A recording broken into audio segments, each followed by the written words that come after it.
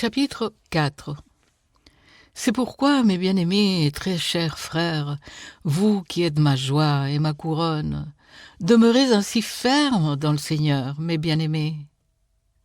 J'exhorte Évodie et j'exhorte Syntyche à être d'un même sentiment dans le Seigneur. Et toi aussi, fidèle collègue, oui, je te prie de les aider, elles qui ont combattu pour l'Évangile avec moi et avec Clément et mes autres compagnons d'œuvre, dont les noms sont dans le livre de vie. Réjouissez-vous toujours dans le Seigneur. Je le répète, réjouissez-vous. Que votre douceur soit connue de tous les hommes. Le Seigneur est proche.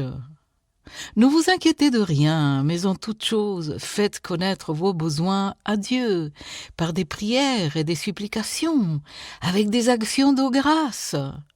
Et la paix de Dieu, qui surpasse toute intelligence, gardera vos cœurs et vos pensées en Jésus-Christ.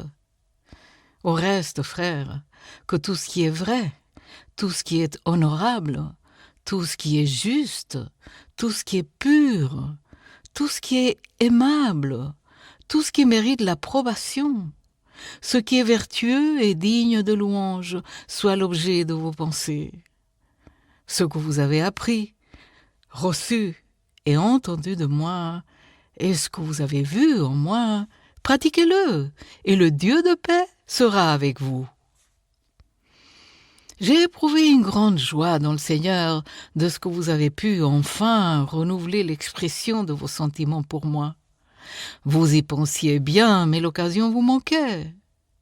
Ce n'est pas en vue de mes besoins que je dis cela, car j'ai appris à être content dans l'état où je me trouve.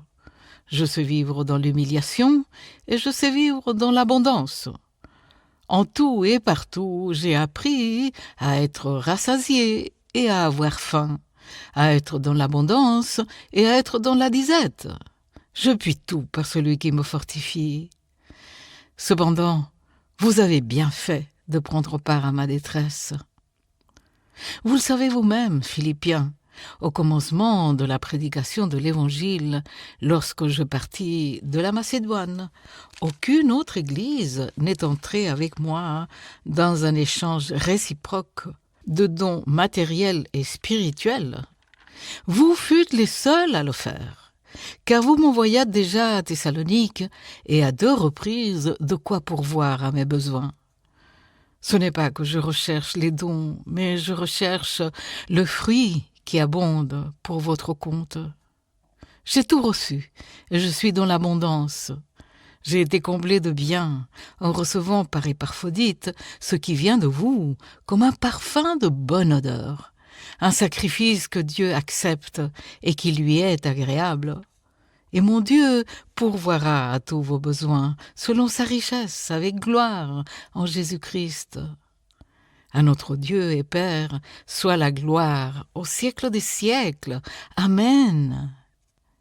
Saluez tous les saints en Jésus-Christ. Les frères qui sont avec moi vous saluent. Tous les saints vous saluent, et principalement ceux de la maison de César. Que la grâce du Seigneur Jésus-Christ soit avec votre esprit.